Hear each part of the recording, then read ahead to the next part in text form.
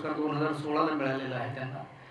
आम्ही सातारकर प्रतिष्ठानचा 2016ला साहित्यरत्न हा पुरस्कार सन्मान दिलेला आहे.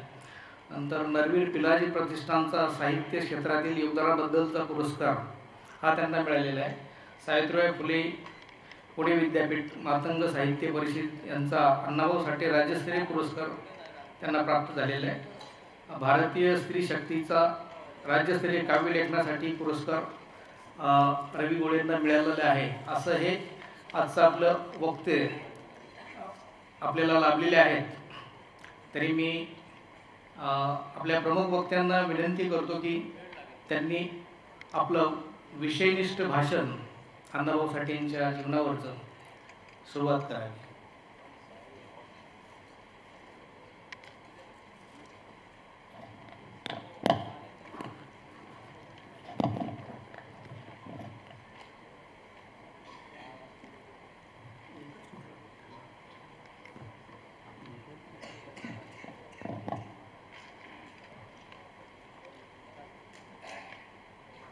साहित्यरत्न अण्णाभाऊ साठे आणि समरसता या विषयावरील समरसता साहित्य परिषदेच्या 19व्या संमेलनाचे माननीय अध्यक्ष अक्षयकुमार काळे सर, ज्यांचा हात धरून या समरसता दिंडीत चालू लागलो असे माझे मार्गदर्शक दादाई दाते, रमेश महाजन, रमेश पांडव, श्यामाताई घोणसे, सुनील भंडगे, शंकर धडके, बंधू प्रसन्न पाटील आणि असंख्य अशी नावं घेता येतील की या सगळ्यांनी माझं बोट धरून मला इथपर्यंत आणलं. आणि हे भाषणाला उभं राहत असताना मला आठवलं की जेव्हा मी कार्यकर्ता म्हणून या परिषदेच्या कामात आलो आणि प्रभाताई गणोरकर आमच्या अध्यक्ष होत्या. पुण्याला संमेलन होतं, माझ्या माहितीप्रमाणे 4th-5वं संमेलन होतं आणि प्रभाताईंच्या व्यवस्थेमध्ये मी होतो, अध्यक्षांच्या व्यवस्थेमध्ये. मग त्यांच्या निवासापासून सभास्थानापर्यंत त्यांच्यावर जिथं जिथं जावं लागेल तिथं करत होतो. आणि समारोपामध्ये प्रभाताईंनी अशी एक अपेक्षा व्यक्त केली होती दादांकडे किंवा त्यावेळेच्या आमच्या सगळ्या अधिकाऱ्यांकडे की शेवटच्या रांगेत बसलेला रवी गोळे, उज्ज्वला बाबर हे ज्या दिवशी तुमच्या व्यासपीठावर येतील आणि बोलतील त्या दिवशी तुम्ही खऱ्या अर्थानं समरसता आणली असं म्हणता येईल. माझ्या दृष्टीनं आज मी या संमेलनातलं विषयनिष्ठ भाषण करतोय आणि प्रभाताईंनी अपेक्षा केलेली जी व्यक्त केली होती अपेक्षा ती एका अर्थानं पूर्ण झाली. अर्थात हे मागच्या भागातून स्टेजवर येणं किंवा व्यासपीठावर येणं एवढाच हा प्रवास नाही आहे, तर या प्रवासात एक अमृताचा कुंभ या मंडळींनी माझ्या हाती दिला आणि तो कुंभ घेऊन मी पुढे चालत राहिलो. 1998 साली जळगावला आनंद यादवांच्या उपस्थितीत समरसता साहित्य परिषदेचं पहिलं, समरसता मंचाचं पहिलं संमेलन झालं आणि त्याच्यानंतर समरसता साहित्य परिषद सुरू झाली. तेव्हापासून जळगावपासून महाराष्ट्रातल्या विविध जिल्ह्यातून प्रवास करत ही समरसतेची यात्रा नागपूरमध्ये आली आणि आनंदानं सुरू केलेली ही अक्षय यात्रा आता पुढे जाणार आहे. मला माहिती आहे की समरसता म्हटलं की महाराष्ट्रात समरसता या शब्दाबद्दल, महाराष्ट्राबाहेर या शब्दाबद्दल अनेक प्रकारची मांडणी होत असते. मला त्या मांडणीत शिरायचं नाही, पण आज व्यासपीठावर माझे मार्गदर्शक ईश्वर नंदपुरे साहेब आहेत.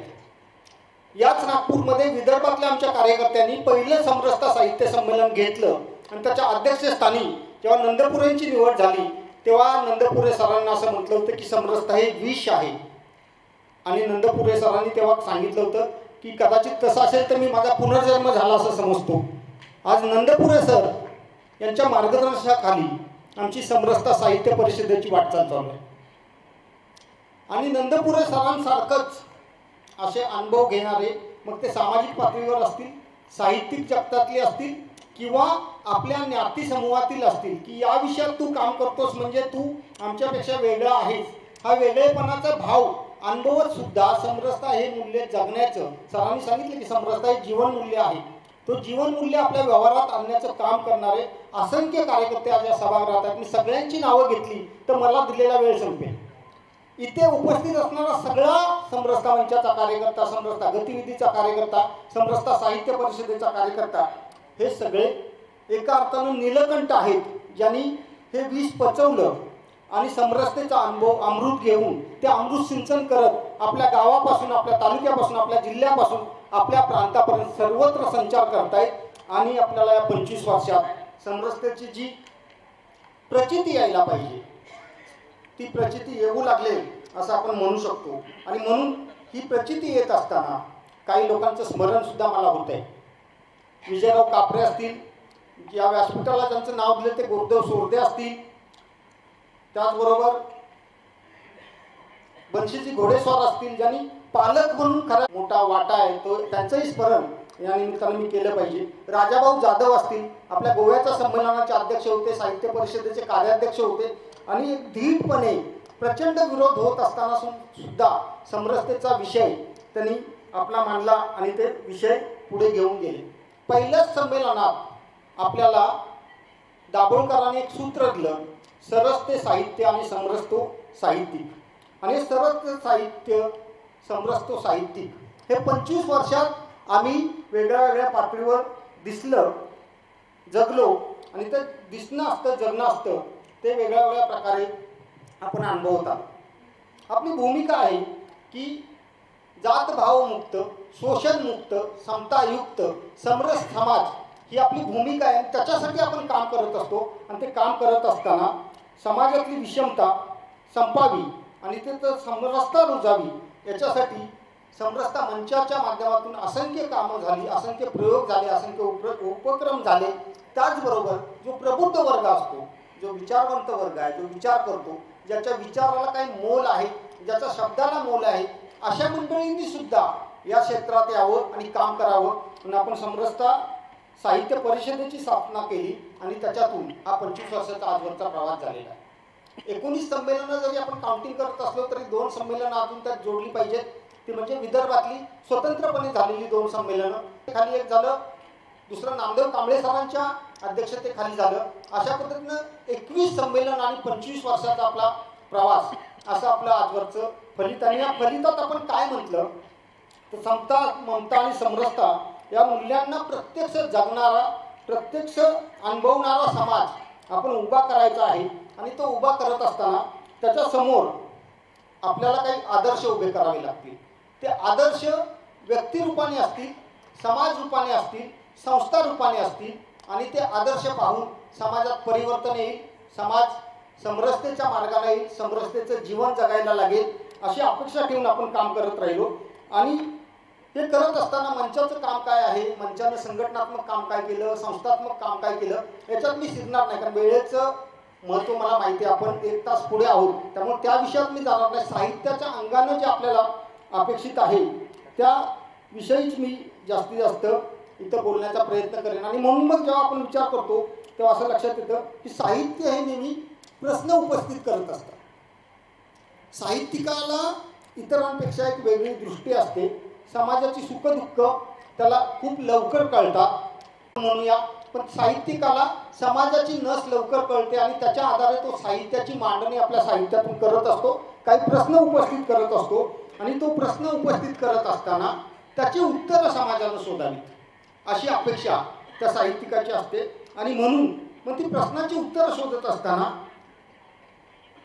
प्रश्न उपस्थित करणारं साहित्य, प्रश्नाची उत्तरं शोधणारा समाज हे जर आपलं सूत्र असेल ते कुठपर्यंत मागं जातो आपण, हे काही मागच्या 25 वर्षातलं नाही आहे. तर थेट मी अशी तथागतांपर्यंत जातो, ज्ञानोबा तुकारामांपर्यंत जातो आणि त्यांनी जे सांगितलं ते अशी ज्ञानेश्वरांच्या पसायनापासून अण्णाभाऊंनी मागितलेल्या कामगारांच्या अधिवेशनातला जो मांगल्याचं गाणं आहे इथपर्यंतचा जो पट आहे तो पट आपल्याला समरसतेचा पट दिसतो. आणि म्हणून मग जर समरसता साहित्य हे समाजाच्या सुखदुःखाची उकल करणारं आणि त्याच्यातून समाजाचे प्रश्न सोडवणारं जर असेल तर मग हे बहुजन हिताय बहुजन सुखाय साहित्य आपल्याला अलीकडच्या काळात कुठे कुठे दिसतं, कसं कसं दिसतं याचं मी काही 2-4 उदाहरणं देणार आहे. तसं मांडायचं म्हटलं तर खूप मांडता येईल. आपण सगळे साहित्याच्या अभ्यासकात, मी फक्त त्या दृष्टीनं सूत्ररूपाने आपल्यापुढं काही उदाहरणं मांडणार आहे आणि त्याच्या आधारावर आपणही आपल्या पातळीवर तसा जर विचार केला, त्या दृष्टीनं विचार केला तर आपल्या लक्षात येईल. पहिलं उदाहरण मी अण्णाभाऊ साठेंचंच देणार आहे. हे संमेलन अण्णाभाऊ साठेंच्या साहित्यातील समरसतेचा शोध घेण्यासाठी आपण आयोजित केलेलं आहे. अण्णाभाऊंच्या असंख्य कादंबऱ्या सरांनी सकाळी खूप विस्ताराने मांडणी केलेली आहे. त्यातील एक कादंबरी आहे चिखलातील कमळ.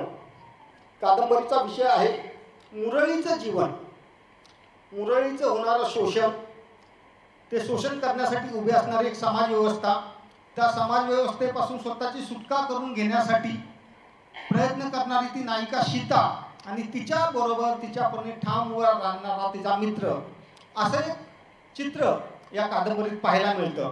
पण त्या कादंबरीच्या शेवटी एक वैज्ञानिक प्रश्न, एक आपल्या सगळ्यांना विचार करायला लावणारा प्रश्न अण्णाभाऊंनी मांडलेला आहे.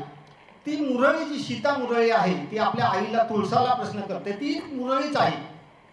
ती आपल्याला प्रश्न विचारते की जो देव तुझा नवरा आहे, कारण मुरळीचा नवरा देव असतो, देवाबरोबर तिचं लग्न लागलेलं असतं, जो देव तुझा नवरा आहे तोच देव माझा नवरा कसा होऊ शकतो, हा वैज्ञानिक प्रश्न आहे. याचे विज्ञानाच्या दृष्टीने विचार केला तर अण्णाभाऊ किती प्रगल्भपणे आणि किती खोलवरचा विचार करत होते. समाज जीवन, समाज व्यवस्था याच्या दृष्टीने किती महत्त्वाचा प्रश्न त्यांनी उपस्थित केला होता. अण्णाभाऊंनी प्रश्न उपस्थित केला की या मुरळीचं काय, आणि याची उत्तरं पुढे 20-25 वर्षांनी आमच्या समरसता साहित्य परिषदेचे अध्यक्ष, आमच्या समरसता साहित्य परिषदे संमेलनाचे अध्यक्ष माननीय स्वर्गीय भीमराव गस्तींनी शोधलं. उत्तमच्या माध्यमातून देवदासींच्या प्रश्नाची सोडवणूक करण्याचा प्रयत्न केला, आणि म्हणून समरसता साहित्य हे प्रश्न समोर आणतं आणि त्याची उत्तरं शोधणारं असतं, अशी आमची भूमिका आहे. आणखी एक उदाहरण देता येईल. आपल्या सगळ्यांना रणजित देसाई माहिती आहेत. ऐतिहासिक कादंबऱ्या त्यांच्या प्रसिद्ध आहेत, सामाजिक कादंबऱ्या त्यांच्या प्रसिद्ध आहेत. त्यांची एक बारी नावाची कादंबरी आहे. वनवासी क्षेत्रात राहणाऱ्या एका वनवासी पाड्यातल्या समाजाचं, तिथल्या लोकांचं जीवन त्यांनी त्या कादंबरीत मांडलेलं आहे.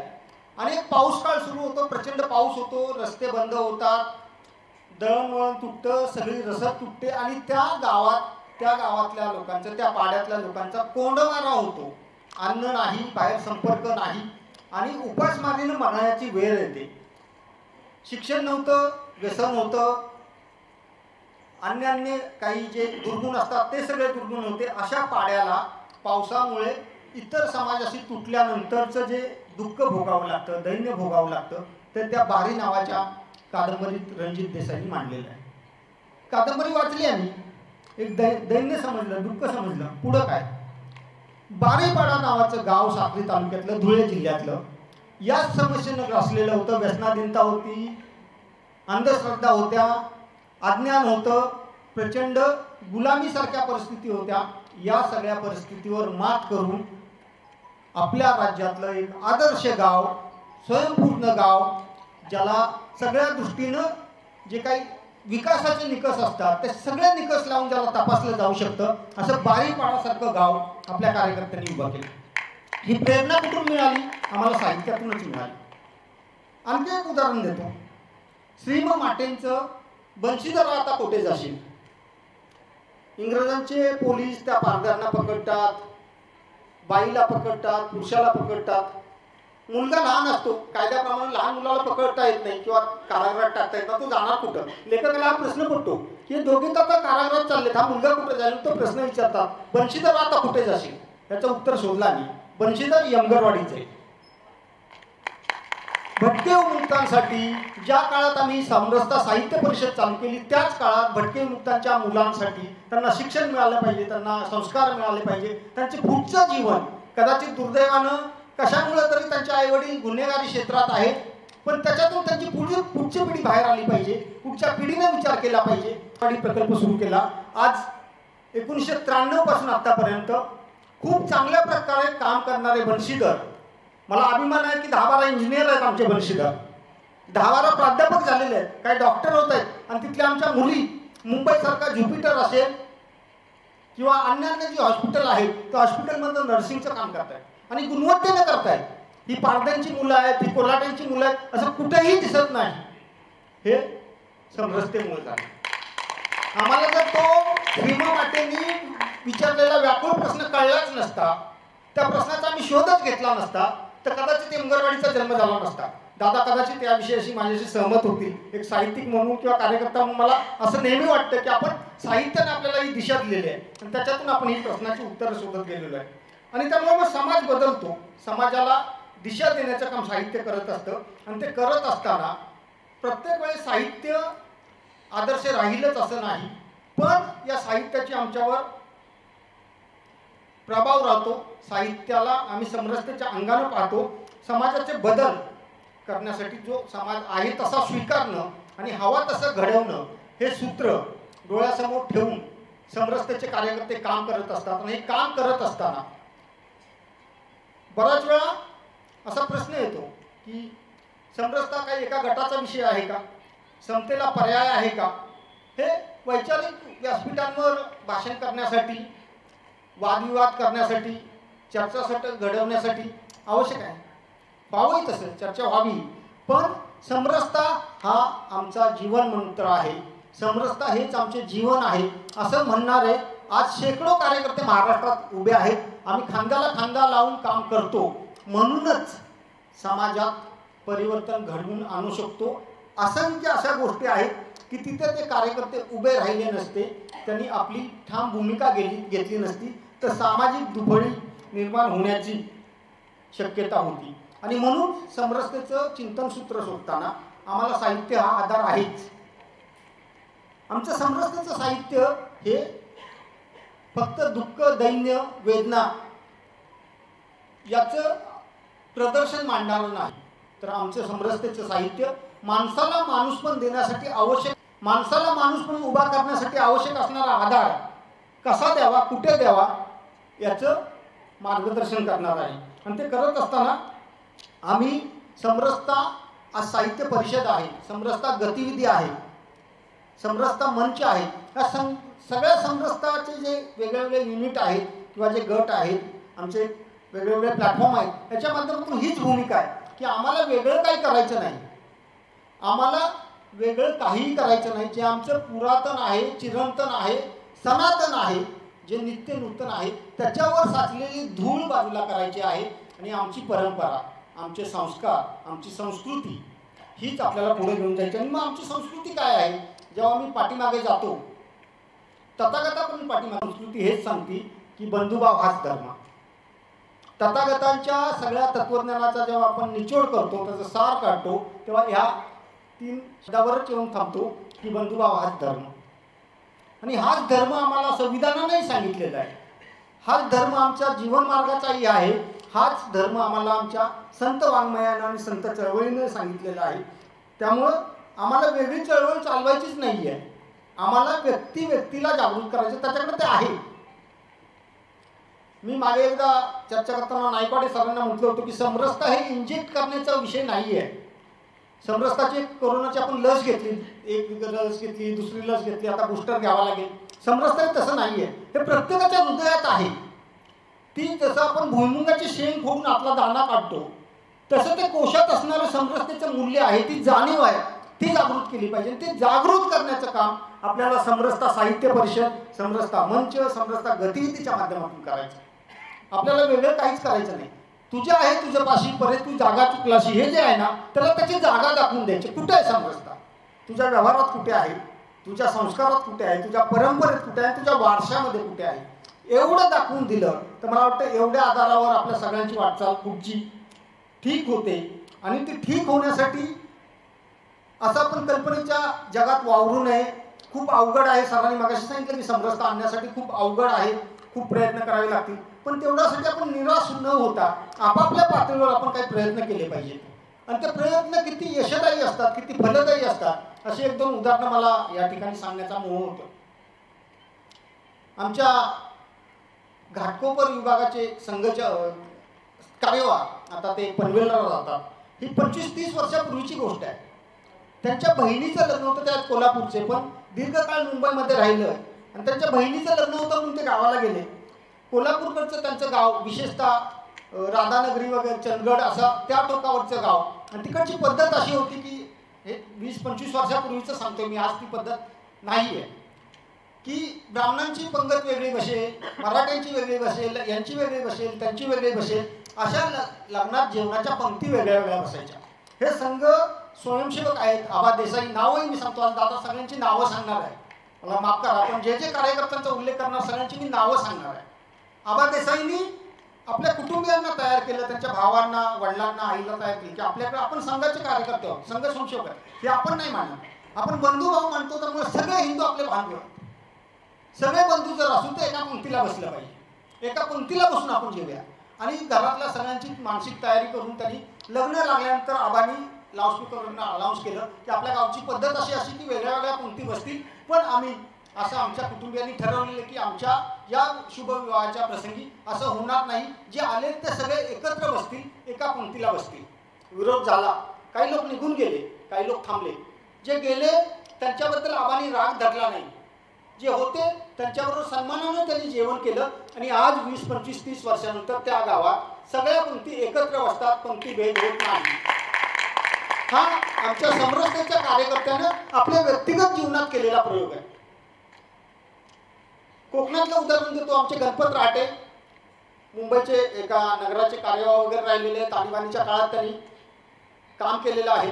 त्यांच्या मुलाचं लग्न होतं आणि ते कोकणात, आपल्याला माहीत असेल कोकणात कोणी गेला असेल तर प्रत्येक ज्ञाती समूहाची वाडी असते आणि ती त्या नावानेच ओळखली जाते आणि मुख्य गाव वेगळं असतं. हे राहटे मुख्य मराठा गावचे, त्यांनी गावात तर पत्रिका द्यायच्याच हे नक्की होतं, पण त्याच्या आधी त्यांनी बौद्धवाडीत पत्रिका दिली, तेही वाजंत्री सह जाऊन दिली, सह वाजंत्री घेऊन प्रत्येक घराघरात जाऊन पत्रिका दिली, चर्मकार बंधूंच्या वाडीमध्ये जाऊन दिली. याचा परिणाम गावातल्या लोकांनी त्यांना विरोध केला की अरे आम्ही कधी तिकडे जात नाही पत्रिका द्यायला, तुम्ही हे नवीन काय खूण मांडलंय. आणि अशानं ते आपल्या डोक्यावर बसतील लोक.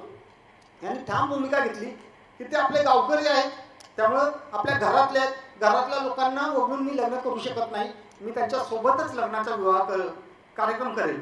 काही विरोध झाला. आज त्या गावची स्थिती आहे की सगळ्या वस्तीतल्या, सगळ्या वाड्यातल्या पत्रिका एकामेकाला दिल्या जातात. कुठल्याही वस्तीतलं, वाडीतलं लग्न असलं तरी त्यांचं जेवण व्यवहार हा सगळ्या गावात तर एका ठिकाणी होतो. हे केलेलं परिवर्तन आहे आणि हे समरसतेचं परिवर्तन आहे. आणखी एक उदाहरण देईन, ती व्यक्ती आपल्या सभागृहात आहे. आज आपल्या संमेलनाची प्रमुख जबाबदारी त्याच्या खांद्यावर आहे. जालना जिल्ह्यात भुतेगाव नावाचं गाव आहे. साधारणपणे 2003 सालची गोष्ट आहे. पक्षाचे नाव घ्यायला मला लाज वाटणार नाही किंवा घृणाच वाटेल. राष्ट्रवादी काँग्रेसचे त्यावेळेचे जिल्ह्याचे अध्यक्ष होते ते, आणि त्यांच्या मातंग वस्तीवर हल्ला केला व पूर्ण वस्ती मोडून तोडून टाकली, आयाबायांची इज्जत लुटली, जखमी केलं. आणि ते सगळं झाल्यानंतर पोलीस आले. पोलिसांनी त्या अर्धमेल्या लोकांना उचललं आणि सिव्हिलला नेऊन टाकलं. पोलिसही गेले. ते मरतात की जातात बघायला कपड्यांपासून सगळं केलं. आणि आपले डॉक्टर प्रसन्न पाटील त्यांना त्या गावात पुन्हा सोडायला गेले. डॉक्टरांनी गाडीतून त्यांना उतरवलं, सामान उतरवलं. तेव्हा त्या एका बाईला, दुसऱ्या बाईने विचारलं की हा कोण आहे. त्या बाईनं सांगितलं हा माझ्या लेकराचा मामा आहे. आज अण्णाभाऊ साठेंचं संमेलन आपण करतोय. अण्णाभाऊ साठेंच्या वारणाचा वाद या कादंबरीतही असाच प्रसंग आहे. त्या सहीला, जी जातीच्या भाषेत बोलायचं तर महार समाजाची आहे, तिला त्या गावचा चौघुल कोणी बघितला असेल तर सत्तू धर्माचा भाऊ माझा, सत्तू डोंगरचा राजा नावाचं त्यात गाणं आहे. प्रसन्न पाटलांसारखे हजारो धर्माचे भाऊ आज गावोगावी उभे आहेत आणि समरसतेची ताकद आहे. आम्हाला समरसता चळवळ म्हणून किंवा समरसता साहित्य परिषद म्हणून काय करायचं आहे तर हेच करायचं आहे. आणि मग हा बंधुभाव, जो सत्तू डोंगराचा राजा, सत्तू धर्माचा भाऊ माझा, हे धर्माचे भाऊ जे आमच्या जागोजागी उभे राहत आहेत आणि समाजाला, आपला समाज, माझा समाज, आत्मीय समाज, माझ्या हृदयातला समाज, माझ्या रक्ताचा नसला तरी माझ्या पाठीला पाठ लावून आलेला भाऊ, मला मार्गदर्शन करणारी बहीण, या नात्यानं आज आम्ही एकामेकाला जोडले जातोय. आमची साखळी मोठी होते.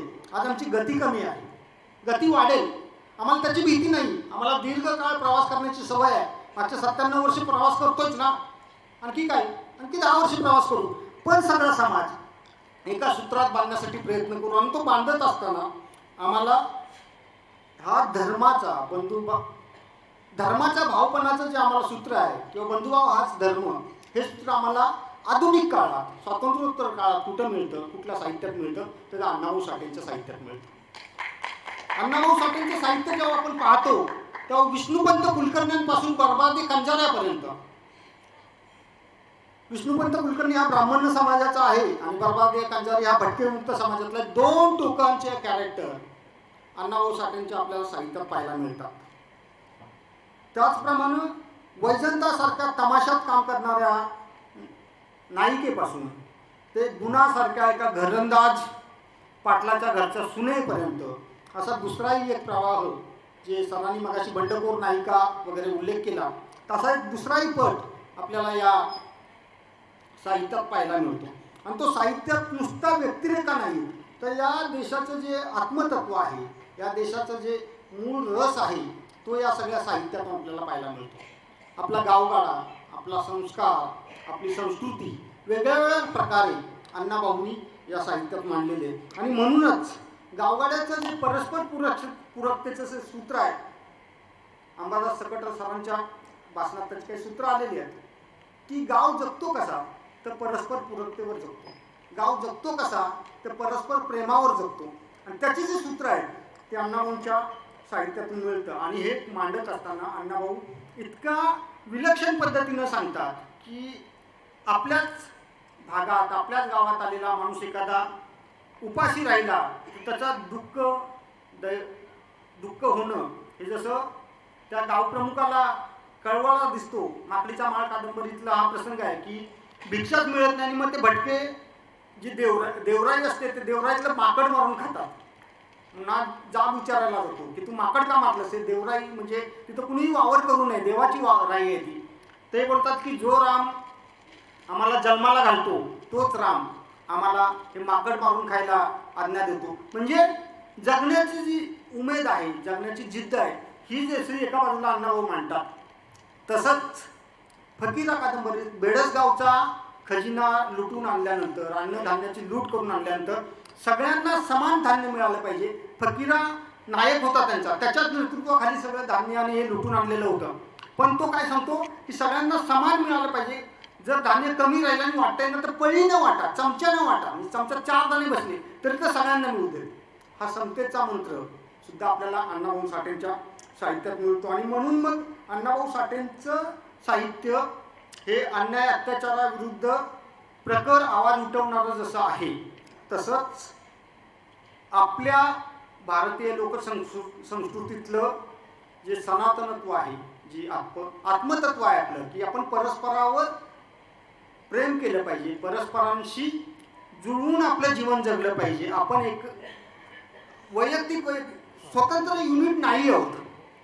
व्यक्ती म्हणून आपल्या समाजधारणेत, आपल्या समाजव्यवस्थेत स्वतंत्र जरी व्यक्ती म्हणून असलो, म्हणजे रवी गोळे म्हणून मी आज स्वतंत्र आहे, पण समरसता साहित्य परिषद या युनिटमध्ये मी कुणाशी तरी बांधलेलो आहे. कुणीतरी मला इथे येऊन बोलायला सांगितलेलं आहे, कुणीतरी मला मार्गदर्शन केलेलं आहे आणि कुणीतरी माझ्या बोलण्यानंतर त्याच्यावरचं त्याचं मतही देणार आहे. अशा पद्धतीनं आपण एकामेकाशी जोडलेलो असतो. ते दिसत नसलं तर समाज जीवनात सुद्धा अशाच पद्धतीनं व्यक्ती वेगळ्या वेगळ्या पातळीवर वेगळ्या वेगळ्या कारणाने एकामेकाशी जोडलेला असतो. आणि तो जोडले पण अधोरेखित करणं, ते घट्ट करणं, ते घट्ट करत असताना व्यक्ती विकासाबरोबर समाजाची उन्नती, समाजाचे दोष कमी करणं, समाजाला उन्नत करणं, याच्यासाठी प्रयत्न करण्याचं जे काही मार्गदर्शन असतं, सूत्र असतं, ते आम्हाला अण्णाभाऊ साठेंच्या साहित्यात मिळतं.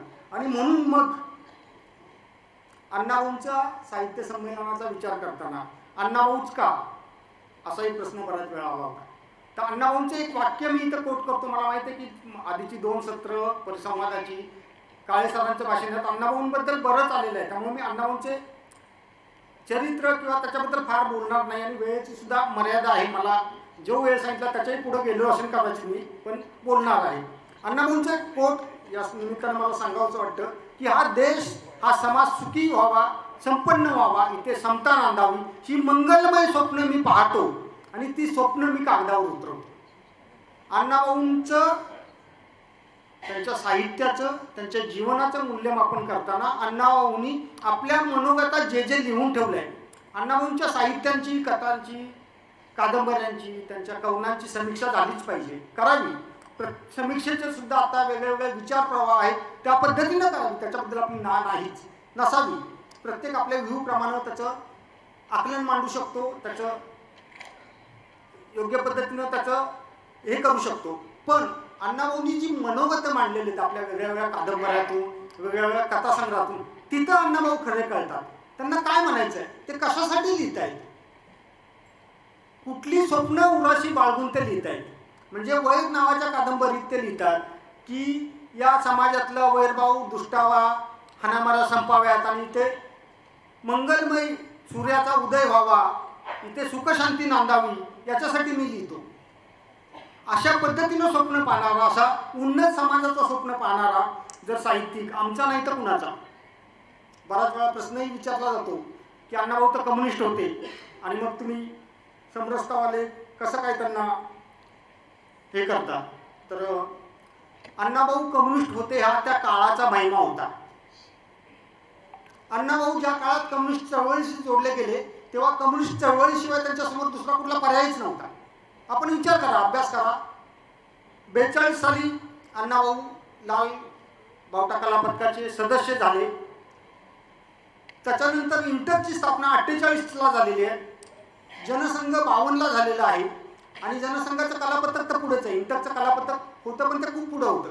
एका कलावंताला व्यक्त होण्यासाठी आवश्यक असणारं व्यासपीठ 42 साली फक्त कम्युनिस्ट पार्टीचं होतं, लाल बावटा कलापथकाचं होतं आणि अण्णाभाऊ लाल बावटा कलापथकाचे कलावंत होते. एवढ्या एका कारणासाठी आणि 3 पोवाड्यांसाठी जर अण्णाभाऊंना कुणी कम्युनिस्ट म्हणणार असतील तर म्हणावेत, त्यांचा तो अभ्यास आहे. पण एकंदरीत साहित्याचा जेव्हा अभ्यास करतो, एकंदरीत त्यांच्या कादंबऱ्या, कथा, त्यांचं काव्य याचा जेव्हा आपण विचार करतो तेव्हा अण्णाभाऊ माझ्यासाठी राष्ट्रीय विचाराने भरलेला थोर साहित्यिक आहे हे मला दिसतं. आणि म्हणून अण्णाभाऊ आमचे असं जेव्हा आम्ही म्हणतो तेव्हा अण्णाभाऊंचं साहित्य एक जातीय नाही, ते सर्वांचं भलं चालतं. आपण अंबरनाथला झालेल्या कामगार साहित्य संमेलनाच्या अध्यक्षपदावरचं त्यांचं भाषण वाचलं तर त्यातलं आपल्याला हे जे कामगारांच्या तळहातावर असं तेवढंच वाक्य कोट केलं जातं किंवा माहिती असतं. त्याचा जो समारोप त्यांनी केलेला आहे तो चक्रधरांपासून, ज्ञानेश्वरांपासून, तुकारामांपासून, एकनाथांपासून असं पुढे तुकोबांपर्यंत येतात आणि सांगतात हा माझा वारसा आहे. हा वारसा पुढे घेऊन जाणारा अण्णाभाऊ आमचा वारसा आहे, आम्ही त्यांचे वारसदार आहोत. आणि म्हणून जेव्हा मी अण्णाभाऊ साठेंचा विषय मांडतो तेव्हा बऱ्याच वेळा समोरून काही लोक विचारतात तू आंबूज आहेत का. काही लोकांनाच कळलं असेल, मी सांगतो हो मी आंबूजच आहे, कारण मी अण्णाभाऊंचा वारसा चालवतो, अण्णाभाऊचा विचार घेऊन पुढे जातो, त्यामुळे मी अण्णाभाऊंचा आहे. आणि तो वारसा घेऊन जात असताना पुन्हा जेव्हा मी मागे जातो तेव्हा सर्व मांगल्याची भूमिका मांडणारा हा माझा साहित्यिक, हा माझा विचारवंत, हा माझा राष्ट्रपुरुष पुन्हा मागे जातो तेव्हा मला ज्ञानेश्वरांच्या जवळचा वाटतो. ज्ञानेश्वरांनी पसायदानामध्ये जे मांडलं, ज्ञानेश्वरांचं पसायदानात काय सांगितले, जे खळांची व्यंकटी सांडो तया सत्कर मी रती वाढो, खळ मरावेत त्यांचा निष्पत व्हावा असं म्हटलेलं नाही. त्यांचा वाकडेपणा जाऊ देत, माणसं मला ह्यावीच आहेत, माणसं सगळीच चांगली असतात, दुर्दैवाने त्यांना चिकटलेले अवगुण त्यांचा वाकडेपणा दूर झाला की सगळी माणसं आमची आहेत, आम्हाला त्यांच्या सोबतच जायचं आहे. ही भूमिका घेऊन चालणारा ज्ञानेश्वरांचा हा वारसा अण्णाभाऊंच्या साहित्यात सुद्धा दिसतो. त्यामुळे वैर कादंबरीचा विचार केला तर त्याच्यातलं जे वैर आहे म्हणजे त्यातला जो रामोशाचा मुलगा त्या गुणावर अत्याचार करतो आणि त्या गुणाला अत्याचार केला म्हणून गुणाचा सासरा तिचा नवरा त्या रंगा नावाच्या रामोशाला मारतात, त्याचा जाब विचारण्यासाठी जेव्हा त्या रंगाचा वडील इकडे पाटलाच्या घरी येतो तेव्हा तो पाटील आपल्या गुणाला सांगतो, म्हणजे तिच्यावर अत्याचार झालेला आहे, ज्याच्या मुलानं अत्याचार केला त्याचा बाप आलेला आहे आणि तो पाटील सांगतो की याच्या पायापड हा तुझा सासरा आहे. त्यातला जो वाकडेपणा आहे, रंगाचा वाकडेपणा संपला की तो रामोशी की पाटील यांच्याशी विषयच नाही, तो माणूस आहे, तो आमचा, हीच भूमिका आहे. आणि ही भूमिका ज्ञानेश्वरांनी मांडली होती, अण्णाभाऊंच्या साहित्यातही पाहायला मिळते. आणि म्हणून मग ही साहित्य घेऊन जात असताना, हा विचार पुढे घेऊन जात असताना आपल्याला अण्णाभाऊंचं भूमिका समजून घेतली पाहिजे. मी सगळ्यांना विनंती करेन की कुठल्याही विचारधारेचे चष्मे न लावता निकळ मनाने अण्णाभाऊंचं साहित्य वाचलं आपल्याला तर राष्ट्रीय विचाराने, सामाजिक कळवळ्याने, म्हणजे सरांनी तुकारामांच्या अभंगाचा उल्लेख केला सकाळी अध्यक्षीय भाषणात, तो कळवळा प्रत्येक कादंबरीत कुठेतरी आपल्याला जाणवतो, प्रत्येक कथेत आपल्याला कुठेतरी जाणवतो. मला वेळेची मर्यादा आहे, प्रसन्न पाटील बाहेर गेला धपाटाच घालणार आहेत मला, कारण वेळेच्या पुढे चालू आहे. पण तरीसुद्धा इतके प्रसंग मला सांगता येतील, वेळेच्या मर्यादेमुळे मी पुढे जात नाही. पण तरीसुद्धा अण्णाभाऊंचं आणि आमचं नातं काय, अण्णाभाऊंचं आणि समरसतेचं नातं काय हे सांगायचं असेल तर मला अण्णाभाऊंच्या रशियातील प्रवास या प्रवास वर्णनातील एक प्रसंग सांगावाचा वाटतो. आपल्या सगळ्यांना माहिती आहे, अण्णाभाऊ परदेशात गेले होते, रशियाला गेले होते. त्यांना काही रशियन भाषा येत नव्हती.